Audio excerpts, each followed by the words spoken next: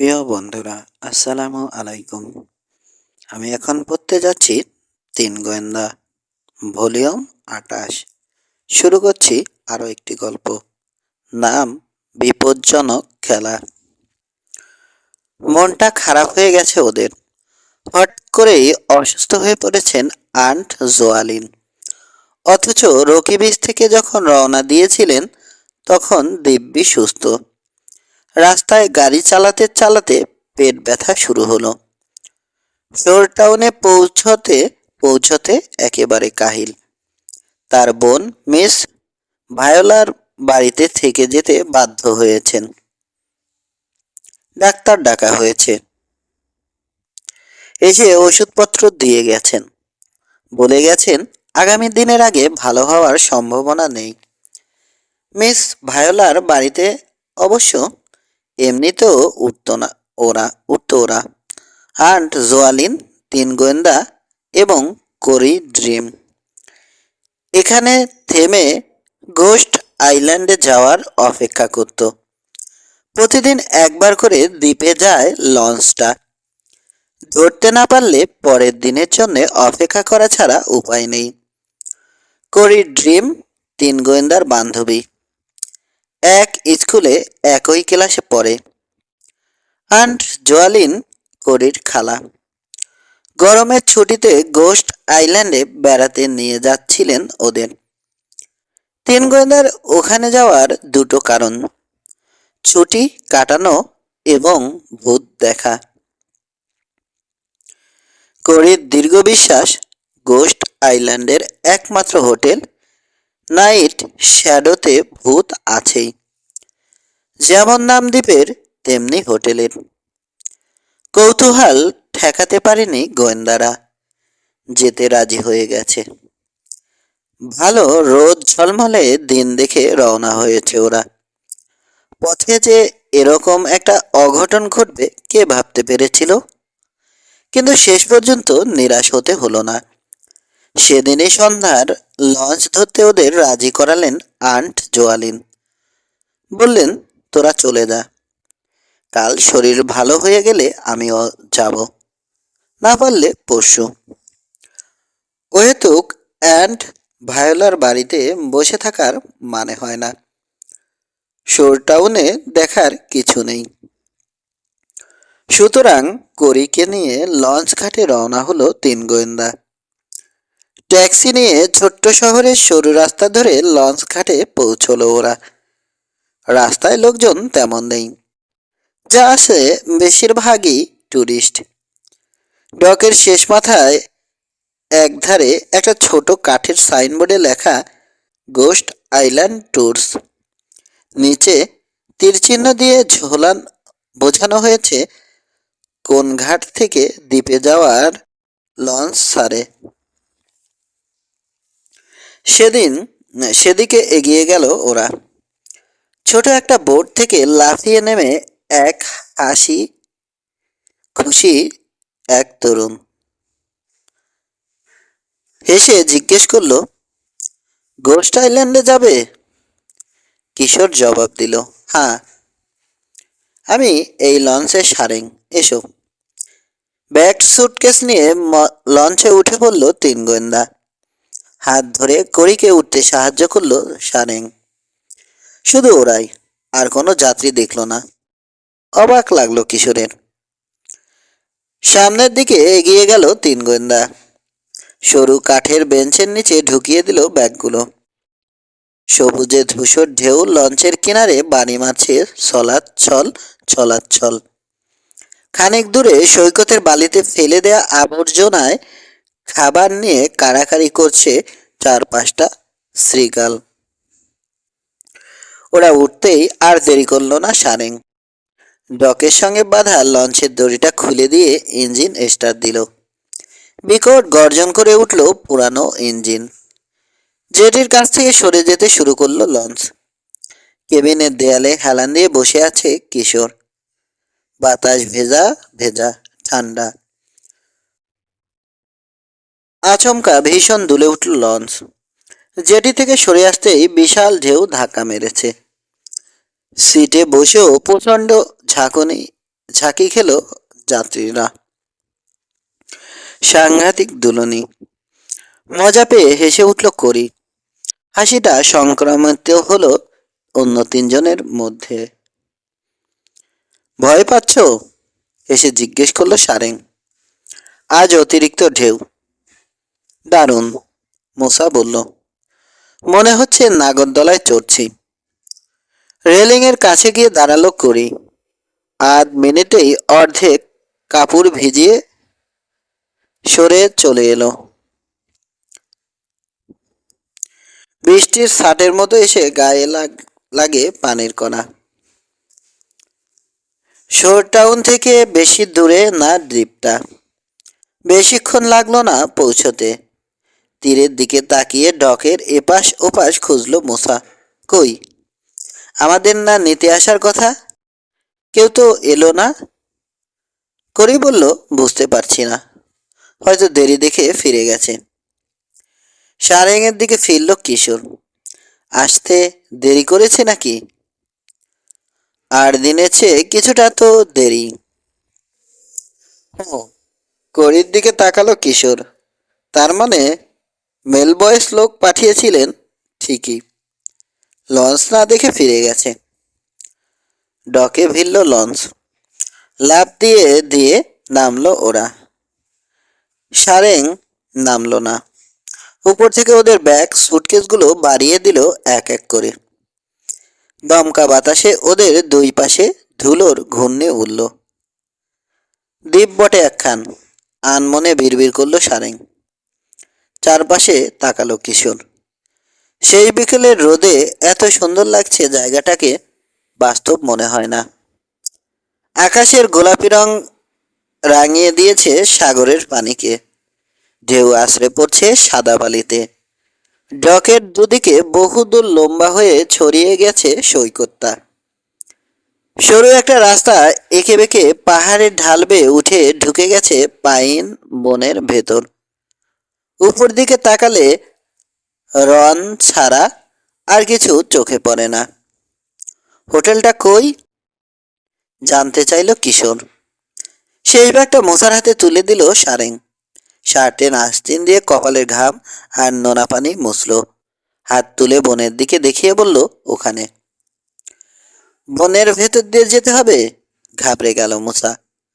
ভূতের ভয় তার 16 আনা। আসার ইচ্ছেও ছিল, আবার নাও। ভূতকে ভয় পায়, এদিকে দেখার কৌতূহলও সামলাতে পারেনি। হ্যাঁ, সারেং বলল। এই রাস্তা ধরে চলে যাবে। লঞ্চের দড়ি খুলতে আরম্ভ করলো সে। একটা গেট হাউস দেখতে পাবে। হোটেলটার চারপাশ ঘিরে বেড়া দেয়া। যাও, পেয়ে যাবে গেট। দড়ির খোলা মাথাটা ঢেকে ফেলে দিয়ে ইঞ্জিন স্টার্ট দিল সে। দ্রুত সরিয়ে নিতে শুরু করলো ডকের কাছ থেকে। ওর এই তাড়াহুড়োটা ভালো লাগলো না মোসার। বনের দিকে তাকালো। যাব কি করে? স্যাটল বাস আছে? তার কথার জবাব দিল না সারেং। অনেক সরে গেছে। বিকট শব্দ করছে ইঞ্জিন। ওদের দিকে একবার হাত নেড়ে লঞ্চের নাক ঘুরিয়ে দিল সে। একটিবারের জন্যেও আর ফিরে তাকালো না। 2 লোকজন তো কাউকেই দেখছি না। নিজের ব্যাগটা হাতে নিয়েও আবার নামিয়ে রাখলো কিশোর। আমাদের কথা ভুলেই গেল কিনা কে জানে, করি বলল। দাঁড়িয়ে না থেকে চলো হাঁটি। একটা জিনিস অবাক লাগেনি তোমাদের? রবিন বলল। লঞ্চে আমরা ছাড়া আর কোনো যাত্রী ছিল না। একজন ট্যুরিস্টও এলো না কেন? সমুদ্রের অবস্থা খারাপ দেখে সাহস পায়নি হয়তো, অনুমান করলো মুসা। মনে হচ্ছিল সাগরটা যেন ইচ্ছে করে ঠেলে আসতে চেয়েছে আমাদের দিকে। কালো ছায়া পড়ল করির মুখে। এখানে আসতে বাধা দিচ্ছিল আমাদের। খাইছে। গলা কেঁপে উঠল মুসার। ওরকম করে বলো না, আমার ভয় লাগছে। আরে কি সব ফালতু কথা শুরু করলে? বনের দিকে তাকিয়ে আছে কিশোর। কেউ আসে কিনা দেখছে। ফালতু দেখলে কোথায়? তর্ক শুরু করলো করি। সুস্থ মানুষ, হঠাৎ করেই অসুস্থ হয়ে গেলেন আন্ট জোয়ালিন। সাগরের ঢেউ ঠেলে এসেছে আমাদের দিকে। এসবই খারাপ লক্ষণ। নিজের অজান্তেই হাত উঠে গেল গলার লকেটটার কাছে। আঙুলগুলো চেপে ধরল কাচের তৈরি মানুষের খুলির মতো দেখতে রঙিন লকেটটা। রকি বিসের এক অ্যান্টিক শপ থেকে জোগাড় করেছে সে। দোকানদার বলেছে বহু পুরানো জিনিস, প্রাচীন একটা কবরে পাওয়া গেছে। এটা যার গলায় পড়া থাকবে, ডাকুলার মতো সাংঘাতিক ভূতও তার কিছু করতে পারবে না। উফ, বিরক্ত হয়ে বলল কিশোর। এক মশার যন্ত্রণাতে বাঁচি না, আরও একজন যুক্ত হলো। এই করি, তোমার ওই ভূত, অশুভ লক্ষণ, এসব নিয়ে লেকচার থামাবে? ভূত দেখতেই কিন্তু এখানে এসেছো তোমরা? ও একটা কথার কথা। আমি এসেছি আসলে বেড়াতে। ভূত যদি থাকেই মূসাকে নিয়ে দেখিয়ে দিও পরে। এখন চলো যাওয়া যাক। কেন, শাটল বাসের জন্য অপেক্ষা করবে না? মূসার দিকে আর চোখে তাকালো রবিন। শাটল বাস না, কচু আসবে এখানে, মুখ ঝামটা দিয়ে বলল করি। তার চেয়ে বরং হাত নাড়ো, ট্যাক্সি চলে আসুক। ঠাট্টা করছো নাকি? মনে হচ্ছে যেন মোড়ের কাছে বসে তোমার অপেক্ষা করছে গাড়িওয়ালা। কিশোর বলল। এখানকার সুবিধা অসুবিধা আন্ট সোয়ালিন তো সবই বলে দিয়েছেন, এখন বিরক্ত হও কেন? কিন্তু ডকের কিনার থেকেই যে খারাপ পাহাড়ে চড়তে হবে একথা বলেনি। বিশাল দুটো সুটকেসে জিনিসপত্রে ভরে জিনিসপত্র ভরে নিয়ে এসেছে করি। এরকম বোঝা বইতে হবে জানলে আনতো না। বিরক্ত মুখে নিচু হয়ে দু হাতে তুলে নিল দুটো সুটকেস। নিজের ক্যানভাসের ব্যাগটা কাঁধের উপর ফেললো মূসা। হাত বাড়ালো করির দিকে। এটা দাও আমাকে, তুমি দুটো নিতে পারবে না। কিন্তু দিল না করি, বলল না পারবো। চাপাচাপি করলো না মূসা। ঠিক আছে, না পারলে দিয়ে দিও। রাস্তা ধরে উঠতে শুরু করলো ওরা। ঢুকে পড়লো পাইন বনে। কিছু দূর এগোতে পাথরে একটা গেট হাউস দেখা গেল। দুপাশ থেকে উঁচু লোহার শিকের বেড়া চলে গেছে দুদিকে। সারেং বলেছে হোটেলের পুরো সীমানায় ঘিরে রেখেছে ওটা। গেট হাউজে কোনো লোক চোখে পড়ল না। বেড়ায় গায়ে সাইনবোর্ডে বড় বড় ইংরেজি অক্ষরে লেখা hotel night shadow, private property. গেটে তালা থাকলেই হয় এখন, রবিন বলল। ঢুকতে আর হবে না। কি যে বলো না, অস্বস্তি চাপা দিতে পারল না করি। তালা থাকবে কেন? আছে কি না দেখলেই তো হয়। লম্বা পা ফেলে আগে আগে গিয়ে গেটের সামনে দাঁড়ালো মূসা। ঠেলা দিল পাল্লায়। নড়ল না ওটা।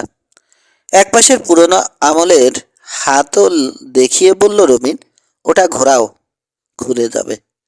ঘুরিয়ে আবার ঠেলা দিল মূসা। খুলল না গেট, তালা দেয়া। নাটকীয় ভঙ্গিতে হাত থেকে সুটকেস দুটো ছেড়ে দিল করি। আমি জানতাম এমন কোনো কিছুই ঘটবে। আরে এত অধৈর্য হচ্ছ কেন?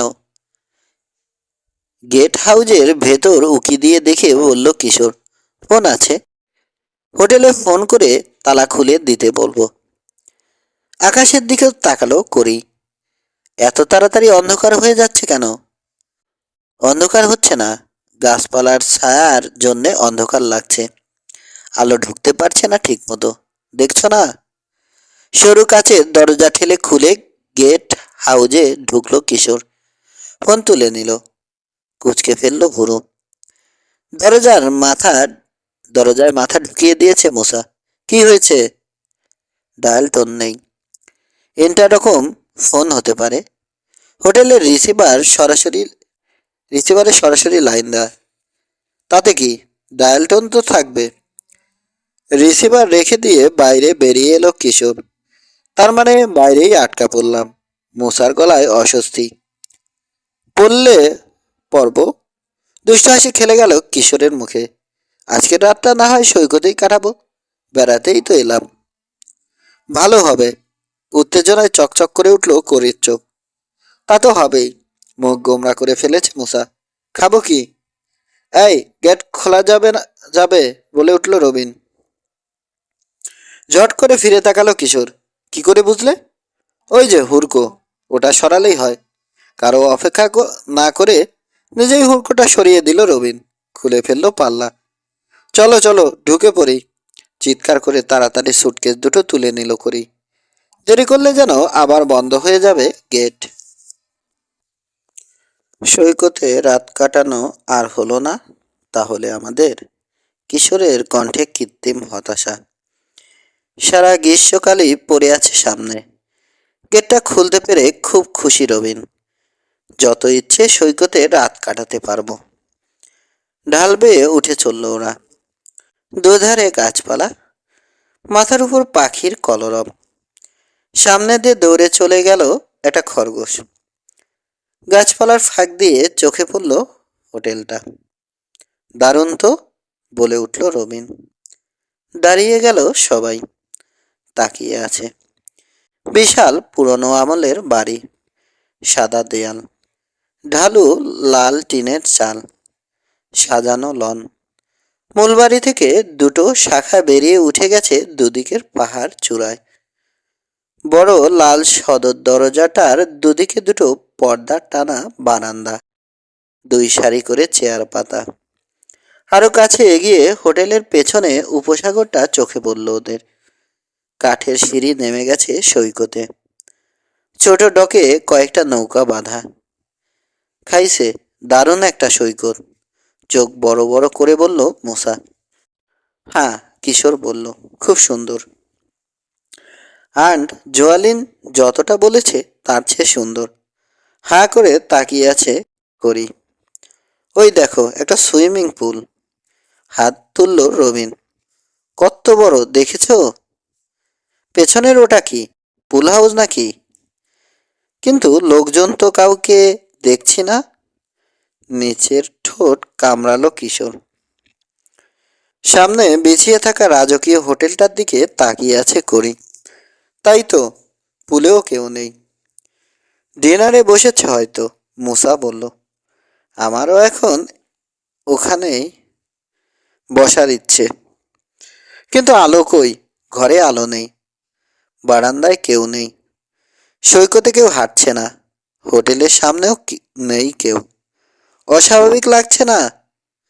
তাই তো, বলল করি। মুখ দেখে মনে হলো চিন্তায় পড়ে গেছে কিশোর। দামি পাথরে তৈরি সিঁড়ি বেয়ে লাল দরজাটার কাছে উঠে গেল ওরা। ডাবল ডোর, বিশাল কাঠামো। দরজা খোলার চেষ্টা করলো করি, খুলল না। বেল বাজালো শেষে। বাড়ির ভেতরে ঘন্টা বাজলো কোনোখানে। 2 মিনিট অপেক্ষা করলো করি, তারপর আবার বাজালো। কয়েক ইঞ্চি ফাঁক হলো পাল্লা। ফ্যাকাশে চেহারার এক পৌরকে উকি দিতে দেখা গেল। উস্কো খুস্কো চুল। বিরক্ত মুখে ওদের দিকে তাকিয়ে খড়খড়ে শুকনো গলায় বলল, যাও এখন, হোটেল বন্ধ। দরজাটা টেনে আবার লাগিয়ে দিল সে। 3। চিন্তিত ভঙ্গিতে লাল দরজাটার দিকে তাকিয়ে রইল কিশোর। রবিন বলল, ভুল হোটেলে চলে এলাম না তো? দরজার পাশে দেয়ালে গাঁথা ব্রোঞ্জের চকচকে প্লেটটা দেখালো কিশোর। তাতে লেখা, হোটেল নাইট শ্যাডো, এস্টা বলিশড, 1855। এক নামে দুটো হোটেল আছে তাহলে, বলল রবিন। চলো আমাদেরটা খুঁজে বের করি। হাত নেড়ে মুসা বলল, আরে না, এত ছোট দ্বীপ আর হোটেল তুলবে কোথায়? তাও আবার এক নামে দুটো। এটাই। জোরে একটা নিঃশ্বাস ফেলে নিজের সুটকেসে লাথি মারল করি। না, কিছু বুঝতে পারছি না। কোনো রকম ফাঁক রাখেননি আন্ট জোয়ালিন। ফোনে কয়েকবার করে কথা বলেছেন হোটেলের মালিকের সঙ্গে, কিন্তু এখানে তো লোকই নেই। মুসা বলল, খালি হোটেল, বোর্ডার নেই, হোটেল বন্ধ। লোকটা ঠিকই বলেছে। আর কি কর্কশ গলা লোকটার। নাক কুচকালো রবিন।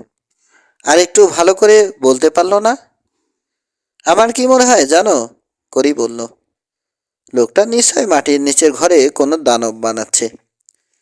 আজ রাতে প্রাণ সঞ্চার করবে ওটাতে। তাই কারো নাক গলানো পছন্দ করছে না। চমকে গেল মূসা। খাইছে ফ্র্যাঙ্কেস্টাইন?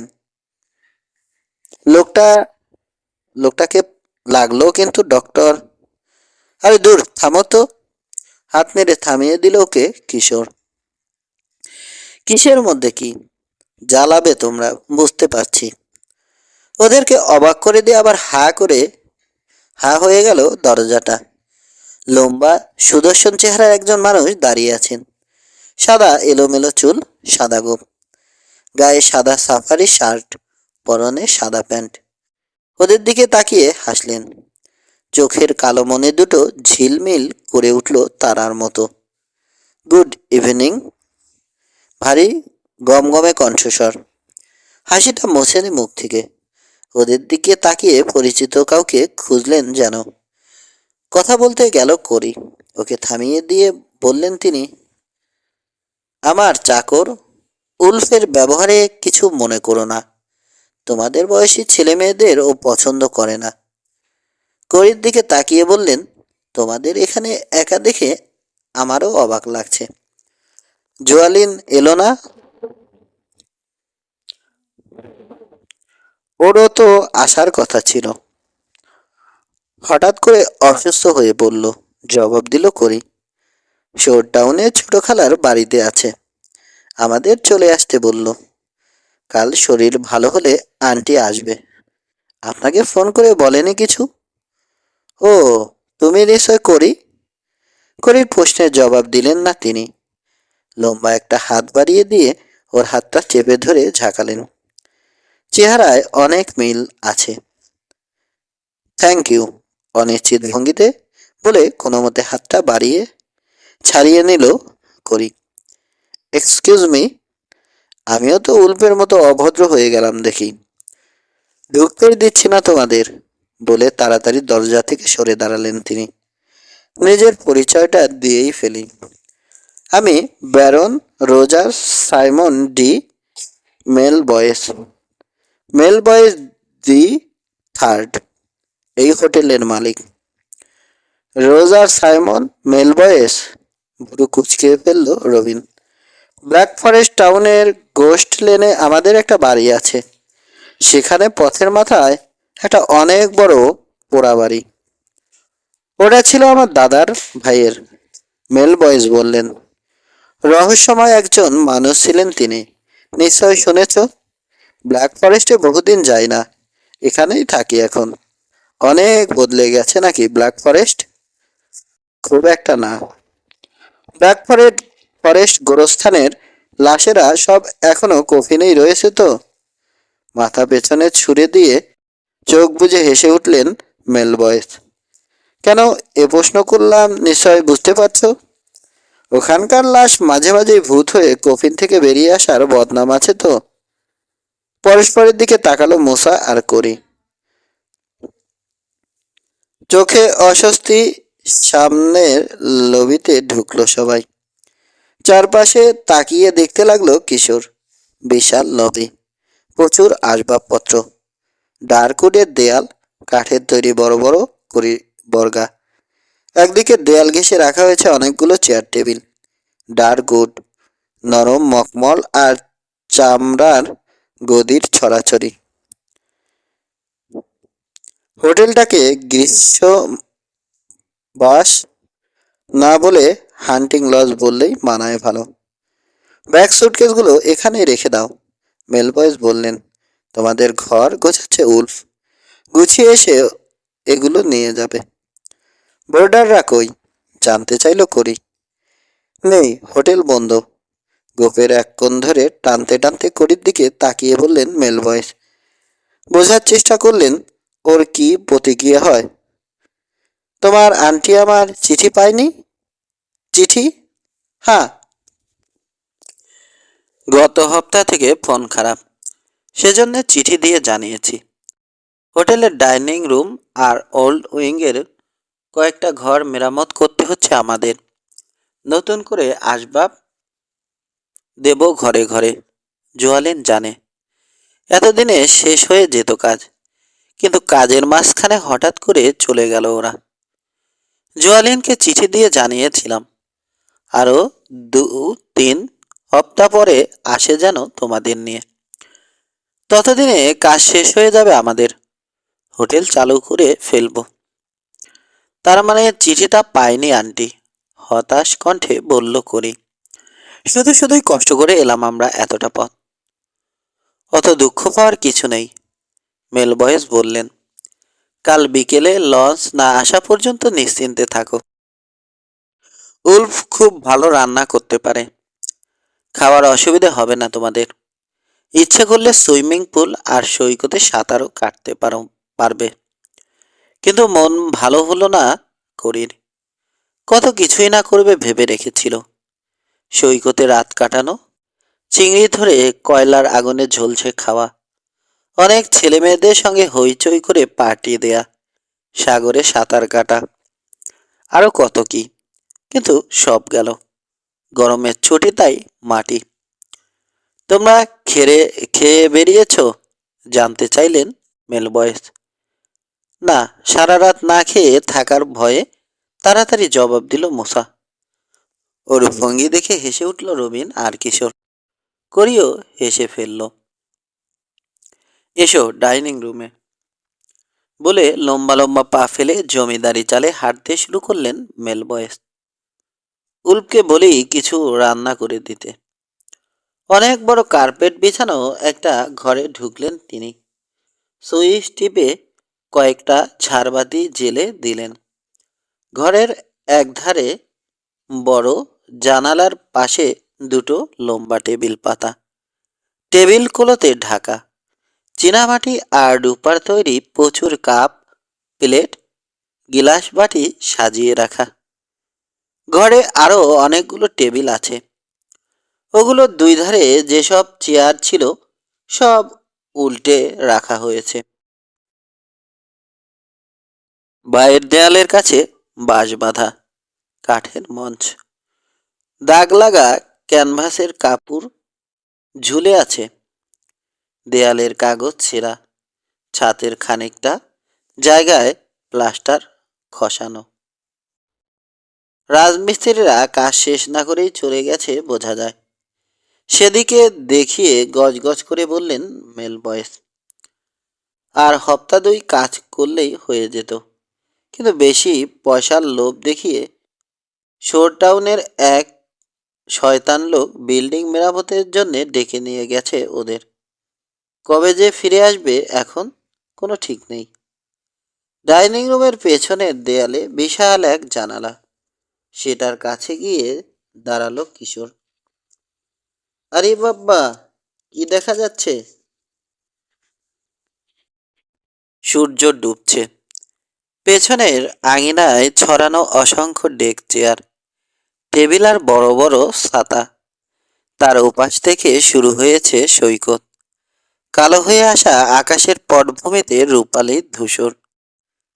তার উপরে উপসাগরের জল যেন জল নয়, শিল্পীর তুলিতে আঁকা বিচিত্র রঙের ছবি। এত সুন্দর, পাশ থেকে বলে উঠল রবিন। মুসা আর কইও দেখছে অপরূপ সূর্যাস্ত। পেছন থেকে জিজ্ঞেস করলেন মেল বয়েস। করি, তোমার আন্টির শরীর কি খুব বেশি খারাপ? কি জানি, ডাক্তার ডাকতে তো কোনো মতেই রাজি হলো না। একটা ফোন করতে পারলে জানা যেত। পারবে কাল সকালে। লাইন ঠিক হয়ে গেছে, কিন্তু হোটেলের সুইচ বোর্ড নষ্ট।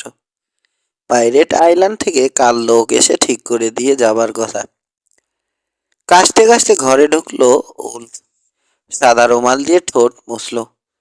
জানালার কাছে দাঁড়িয়েই ওর দিকে ফিরে তাকালো সবাই। বেটে রোগা পাতলা একজন মানুষ, কড়া মার দিয়ে ইস্ত্রি করা খাটো হাতা সাদা শার্ট গায়ে, পরনে কালো প্যান্ট। কালো চুলের ডগা এমন করে মাথার দুই পাশে ছড়িয়ে আছে যেন কতদিন ধরে আঁচড়ায় না। চোখার চেহারা, ছোট ছোট ধূসর চোখ, খাড়া নাক, চোয়ালের হাড় বেরিয়ে আছে। ভঙ্গি দেখে মনে হচ্ছে আশপাশে যা কিছু দেখছে সব কিছুতেই তার বিরক্তি। ও আমাদের উল্ফ, হেসে পরিচয় করিয়ে দিলেন মেল বয়েস। আগেই তোমাদের সঙ্গে দেখা হয়েছে। সাক্ষাৎকারটা নিশ্চয় পছন্দ হয়নি তোমাদের? লাল হয়ে গেল উল্ফ, কিন্তু তার চেহারার ভাব বদল হলো না। উল্ফ, মেল বয়েস বললেন, আমাদের মেহমানদের খিদে পেয়েছে। রান্নাঘরে কি আছে? মুরগির মাংস। অনেকটা চিচি করে পাতলা গলায় কথা বলে মনিবের ভারী গলার মনিবের ভারী গলার ঠিক উল্টো। সালাদও বানিয়ে দেয়া যায়। এমন ভঙ্গিতে শেষ কথাটা বলল যে যেন বানানো না লাগলেই খুশি হতো। খুব ভালো। উল্ফের ইচ্ছার পরোয়া করলেন না ব্যারন। বিশাল হাত নেড়ে প্রায় মুরগি খেদানোর মতো করে ওকে তাড়ালেন ঘর থেকে। মাথা নিচু করে কোনো দিকে না তাকিয়ে তাড়াতাড়ি রান্নাঘরের বড় দরজাটার দিকে চলে গেল উল্ফ। 4, বসো তোমরা। একটা চেয়ার টেনে বসে পড়লেন ব্যারন। কথা বলতে ভালো লাগছে। বোর্ডাররা চলে যাওয়ার পর খুব নির্জন হয়ে পড়েছে জায়গাটা। হোটেলে যখন লোক গম গম করে দারুণ ভালো লাগে আমার। চেয়ার টেনে বসলো কিশোর। ব্যারনের দিকে তাকালো। জুলাইয়ের শেষ দিকে আশা করি আবার চালু করে ফেলতে পারবো, বললেন তিনি, যদি ঠিকমতো ফিরে আসে শ্রমিকরা। আমি আমার আমি আর আমার ভাই মিলারের ধারণা ছিল মার্চে কাজ ধরলে গরমের টুরিস্ট সিজনের আগেই সেরে ফেলতে পারবো, কিন্তু ভুল হয়ে গেছে। ব্যাটারা যে টাকার লোভে এভাবে আমাদের ডুবিয়ে দিয়ে পালাবে ভাবতেই পারিনি। এক এক করে সবার মুখের দিকে তাকালেন তিনি। আমার ভাই মিলার খুব মেজাজি মানুষ, সব সময় বিষণ্ণতায় ভোগে। কালো হয়ে গেল তার মুখ। তাছাড়া রোগটা ইদানিং অতিরিক্ত বেড়ে গেছে। বেশি মানুষ থাকলে নিচেই নামে না, অনেকটা সে কারণে। তাকে কিছুটা শান্তি দেওয়ার জন্যই বলতে পারো হোটেলটা কিছুদিনের জন্য বন্ধ করে দিয়েছিলাম। ভেবেছিলাম এই সুযোগে মেরামতটা সেরে ফেলব। এভাবে বন্ধ করলে ব্যবসার বিরাট ক্ষতি। কিন্তু কি করব, ভাই আগে না টাকা। ট্রেতে করে খাবার নিয়ে এলো উলফ। একটা প্লেটে বড় এক টুকরো মাংস তুলে নিল মোসা। আমরা আপনাদের সাহায্য করতে পারি। দেয়াল মেরামতের কিছু কিছু কাজ করে দিতে পারবো। হ্যাঁ, সালাদের বাটি থেকে চামচ দিয়ে নিজের প্লেটে সালাদ তুলে নিতে লাগলো রবিন। আন্ট জোয়ালিন আমাদের বলেছেন হোটেলের মালিকের সঙ্গে, অর্থাৎ আপনার সঙ্গে নাকি কথা হয়েছে তার। গরমকালটা হোটেলে পার্ট টাইম চাকরি দেওয়া হবে আমাদের। তাতে থাকা খাওয়ার জন্যে আর ভাবনা থাকবে না। পকেট থেকে নগদ পয়সা খরচ করতে হবে না। বলেছি হয়তো, ঠিক মনে করতে পারছি না, ব্যারন বললেন। যাই হোক, তোমাদের প্রস্তাবটা কিন্তু কিন্তু মন্দ না। কিন্তু আমার কাছে মন্দই লাগছে, মুখ নিচু করে বলল উলফ। যার কাজ তাকেই সাজে। অপেশাদার দিয়ে ব্যবসা প্রতিষ্ঠানের কাজ হয় না। কাজটা তো কঠিন কিছু নয়, তাকে বোঝানোর চেষ্টা করলেন ব্যারন। দেয়াল থেকে কিছু কাগজ ছিঁড়তে হবে, আরও কিছু টুকটাক। আমার তো ধারণা ওই পয়সালোভী চামার শ্রমিকগুলো চেয়ে ভালো পারবে এরা। শক্ত হয়ে গেল উলফের চোয়াল। কাজটা নিরাপদ নয় মোটেও। করির দিকে তাকালো সে। চমকে গেল করি। কি বলতে চায় লোকটা? মিস্ত্রির কাজে নিরাপত্তার প্রশ্ন কেন উঠছে? পরের লঞ্চে ওদের ফিরে যাওয়াটাই ভালো মনে করি আমি, উলফ বলল। কিন্তু আমি মনে করি না, তর্ক শুরু করলেন ব্যারন। কয়েকটা ছেলে মেয়েকে কাজ করতে দেখলে খুশিই হবে মিলার। জানালা দিয়ে বাইরের কালো হয়ে আসা আকাশের দিকে তাকালেন তিনি। হাসি হাসি ভঙ্গিটা চলে গেছে তার। না, চলে যাওয়াই ভালো। থেমে থেমে একটা একটা করে শব্দ উচ্চারণ করলো উলফ, যেন কোনো ছোট্ট ছেলেকে বোঝাচ্ছে। না, ভালো নয়। বরং কয়েকটা ছেলে মেয়েকে এখানে কাজ করতে দেখলেই আমার ভালো লাগবে। কণ্ঠস্বরের পরিবর্তন হলো না ব্যারনের। কান খাড়া করে ফেলল কিশোর। ব্যারন একবার বললেন মিলারের ভালো লাগবে, এখন বলছেন আমার ভালো লাগবে। কথাবার্তাগুলো কেমন গোলমেলে হয়ে যাচ্ছে। সবকিছু মেরামত করে আবার যখন হোটেল খুলবো আমরা, উল্ফ বলল, অনেক ছেলে মেয়ে আসবে তখন। তীক্ষ্ণ হয়ে উঠেছে তার কণ্ঠ, অধৈর্য হয়ে উঠেছে। বাড়ি ফিরে যেতে ইচ্ছে করছে না মুসার। এসেছে যখন কয়েকদিন থেকে যেতে পারলে ভালো হতো। ব্যারনকে রাজি করানোর জন্যে বলল, আমাদের মধ্যে কিন্তু কোনো ফাঁকি পাবেন না, আন্তরিকভাবে খাটবো আমরা। রবিনেরও ফিরে যাওয়ার ইচ্ছে নেই। আমাদের কাজ দেখে আপনি খুশি হবেন, কথা দিতে পারি। ঠিক আছে তাহলে। গোপের কোণ ধরে এক টান মারলেন ব্যারন। উল্ফের দিকে তাকালেন। ওরা থাকছে, কাঠ মিস্ত্রির কাজ করবে। আমি ওদের বহাল করলাম। কি প্রতিক্রিয়া হয় দেখার জন্য উল্ফের দিকে ফিরল কিশোর। কোনো প্রতিক্রিয়া হলো না। ভাবলেশীন চেহারা, খুদে খুদে ধূসর চোখে শূন্য দৃষ্টি। একটা মুহূর্ত স্থির হয়ে দাঁড়িয়ে থেকে হাত বাড়িয়ে তুলে নিল খালি ট্রেটা। চিচি করে বলল, ঠিক আছে আমি যাই। খুশি হয়ে উঠল মুসা আর রবিন। করির মুখেও হাসি। একসঙ্গে কলরব শুরু করলো তিনজনে। কিশোর তাকিয়ে আছে ব্যারনের দিকে। একটা হাত তুললেন তিনি। হাসি মুখে বললেন, আমি আশা করব আন্তরিকভাবেই খাটবে তোমরা। তবে তোমাদের সময় সবটুকু কেড়ে নিতে চাই না আমি। কাজের সময় কাজ, বাকি সময়টা পুলে সাঁতার কেটে সৈকতে বেরিয়ে কাটাতে পারবে, বাধা নেই। ফুর্তি করার জন্যই তো এসেছো তোমরা, তাই না? হ্যাঁ হ্যাঁ, সমস্বরে চিৎকার করে উঠল মোসা, রবিন আর করি। কিশোরের দিকে তাকালেন ব্যারন। তুমি কিছু বলছো না কেন? হ্যাঁ, আমারও ভালো লাগবে। লাগারই কথা। এখানে তোমাদের বয়সী যারা বেড়াতে আসে সবারই ভালো লাগে। মুখের হাসিটা বজায় রেখে পেছনে চেয়ার ঠেলে দিয়ে উঠে দাঁড়ালেন ব্যারন। লম্বা সাদা চুলে আঙুল চালালেন। করির দিকে তাকিয়ে বললেন, কাল তোমার আন্টির সঙ্গে যোগাযোগের চেষ্টা করব। ও না আসাতে খারাপই লাগছে। কালকে নাগাদ চলে আসতে পারে। ভায়োলা আন্টি খুব ভালো নার্স। টেনে রেখে এঁটো বাসন পেয়ালা নিয়ে যেতে ফিরে আসছে উল্ফ। তাকে বললেন ব্যারন, শোনো, ওদের ঘর দেখিয়ে দাও। জবাব না দিয়ে টেবিলের কাছে এসে দাঁড়ালো উল্ফ। বাসন পেয়ালাগুলো জড়ো করতে গিয়ে ইচ্ছে করে আছড়ে ফেলতে লাগলো একটার উপর আরেকটা। নিউ সেকশনে ওদের থাকার ব্যবস্থা করেছো নাকি? জানতে চাইলেন ব্যারন। নিচের দিকে তাকিয়ে মাথা নাড়ল উল্ফ। না, ওল্ড উইং। পলকের জন্য হাসিটা চলে গেল ব্যারনের মুখ থেকে। পরক্ষণে ফিরে এলো আবার। ছেলে মেয়েদের দিকে তাকিয়ে বললেন, রাতটা গিয়ে সেটে ঘুম দাও, কাল সকালে দেখা হবে, তখন কাজের কথা বলবো। তাকে ধন্যবাদ জানালো ছেলেমেয়েরা। তারপর কথা বলতে বলতে উল্পের পেছনে চলল একটা করিডোর ধরে। আলো খুব কম এখানে। কীটনাশক আর এক ধরনের বদ্ধ ভাবসা গন্ধ বাতাসে। পুরানো বাড়িতে এরকম গন্ধ থাকে, জানে মুসা। আর ওগুলোই হয় ভূতের আস্তানা। কোনো দিকে না তাকিয়ে সোজা হেঁটে চলেছে উল্ফ। একটা মোড় ঘুরল, আরেকটা লম্বা করিডোর পেরোলো। দুই ধারে সারি সারি বন্ধ দরজা। আবার একটা মোড় ঘুরল, থামল না।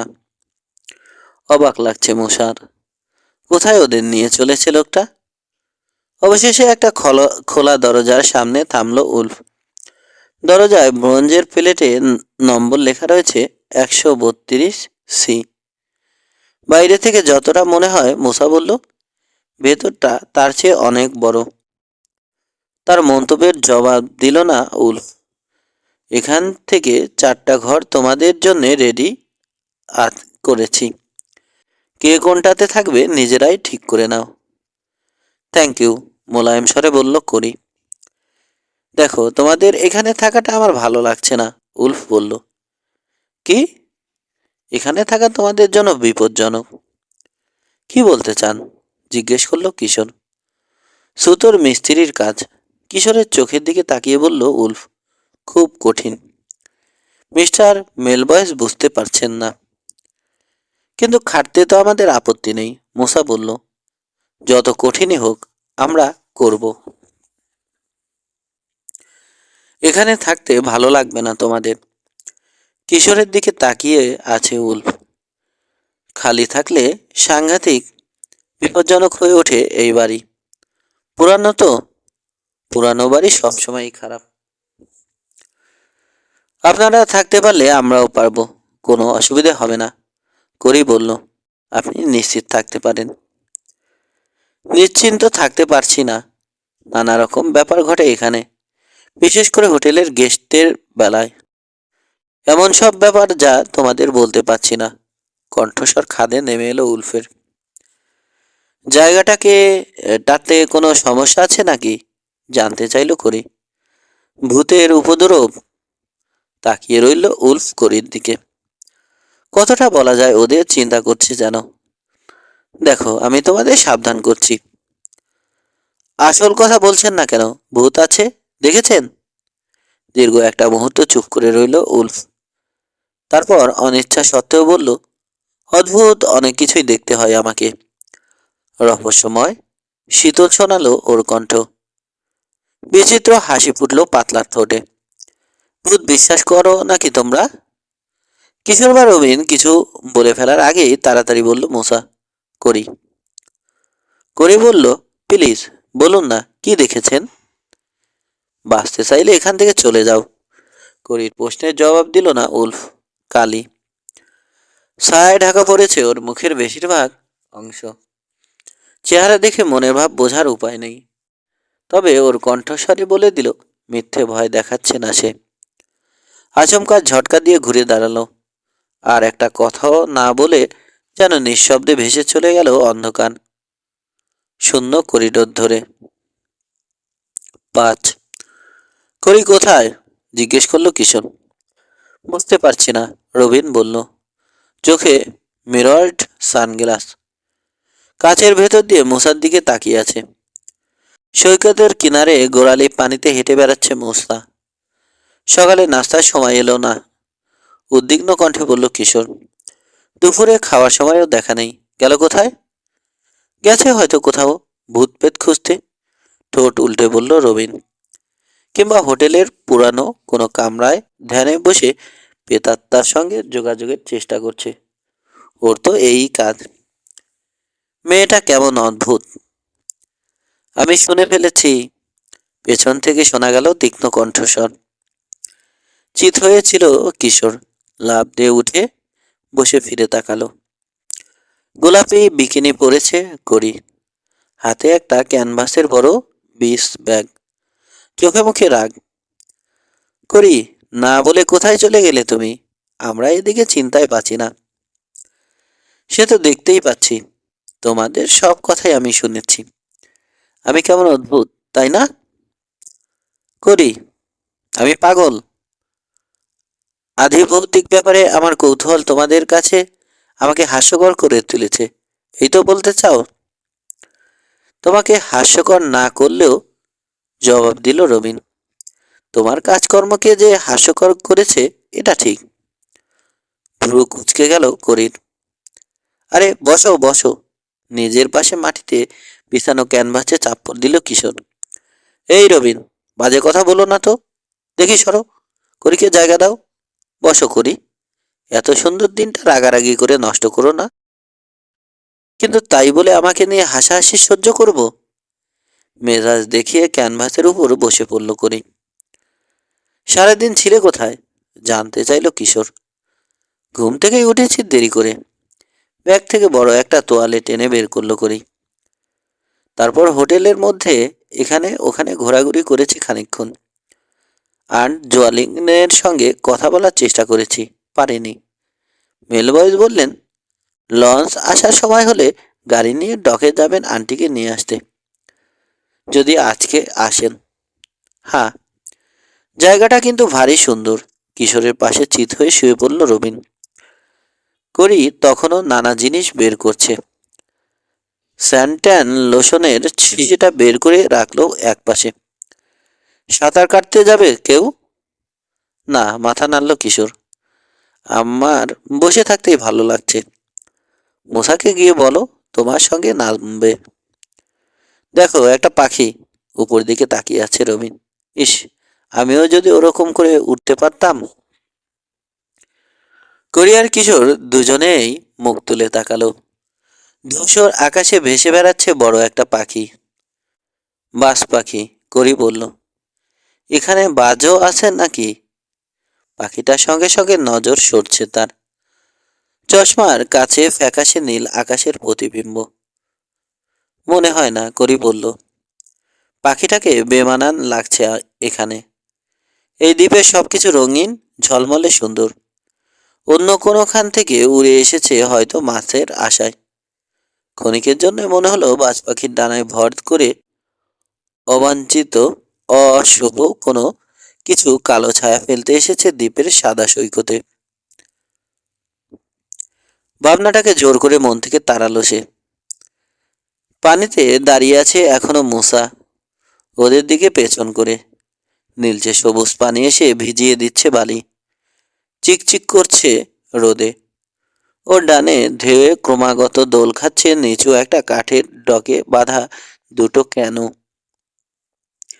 ওদের দুদিকে ধনুকের মতো গোল হয়ে বেঁকে গেছে সৈকত। পেছনে বালির টিলার উপরে রয়েছে হোটেলটা। সাদা দুর্গের মতো বিছিয়ে থেকে যেন পাহারা দিচ্ছে সবকিছুকে। ডাইনিং রুমের বড় জানালার কাছে ঝিলিক দিচ্ছে বিকেলের সোনালি রোদ। বাড়িটার দুদিক থেকে শুরু হয়েছে পাইন বন, নীলচে সবুজ। মৃদু বাতাসে সুগন্ধ ছড়িয়ে দুলছে যেন তন্দার ঘরে। উফ, বিশ্বাস করতে পারছি না আমি, দেখতে দেখতে বলে উঠল করি। এত সুন্দর, ভালো লাগছে অন্য কেউ নেই দেখে। স্বাধীনভাবে দ্বীপে ঘুরে বেড়াতে পারবো আমরা, যা ইচ্ছে করতে পারবো। হ্যাঁ, একমত হলো রবিন। আমার কাছে তো স্বর্গ মনে হচ্ছে। হাত বাড়িয়ে এক মুঠো বালি তুলে নিয়ে ঝরঝর করে নিজের পায়ে ছাড়তে লাগলো করি। আজ যে আমাদের ছুটি দিয়েছে, এজন্য মিস্টার মেলবয়সকে একটা ধন্যবাদ দেওয়া দরকার। হ্যাঁ, খুব ভালো লোক। গায়ে জমিদারের রক্ত আছে দেখেই বোঝা যায়। কিন্তু উলফের ব্যাপারটা কি বলো তো? এরকম ভদ্র মালিকের ওরকম বুনো চাকর, উদ্ভট স্বভাব। সকালে নাস্তা দেওয়ার সময় মুখটাকে কিরকম করে রেখেছিল দেখেছো? একেবারে মরা চিংড়ি। ওর সমস্যাটা কি? কাল রাতে ভয় দেখিয়ে তাড়াতে চাইলো কেন আমাদের? ভূত আছে ইঙ্গিত দিল, করি বলল, কিন্তু খোলসা করলো না কিছুই। আমার তো মনে হলো অন্য ইঙ্গিত দিয়েছে, কিশোর বলল। অন্য কি? বুঝতে পারলাম না, কিন্তু আমার বিশ্বাস ভূতের কথাই বলেছে। এই দ্বীপে ভূত থাকাটা অসম্ভব কিছু নয়। 350 বছর আগে সেই উপনিবেশিক আমল থেকে এসে এখানে আস্তানা গেড়েছে মানুষ। খুন খারাপই হয়েছে প্রচুর। প্রেতাত্মা থাকতেই পারে। শোর টাউনের আশেপাশে যত পুরানো বাড়ি, সরাইখানা, দুর্গ আর হোটেল আছে, সবগুলোতে ভূতের বদনাম। আমার মনে হয় না মিথ্যে কথা বলেছে উল্ফ, কিংবা আমাদের শুধু শুধু ভয় দেখাতে চেয়েছে। কিছু না থাকলে আমাদের সাবধান করতে আসতো না। আচমকা উঠে দাঁড়ালো করি। কি হলো জানতে চাইল রবিন।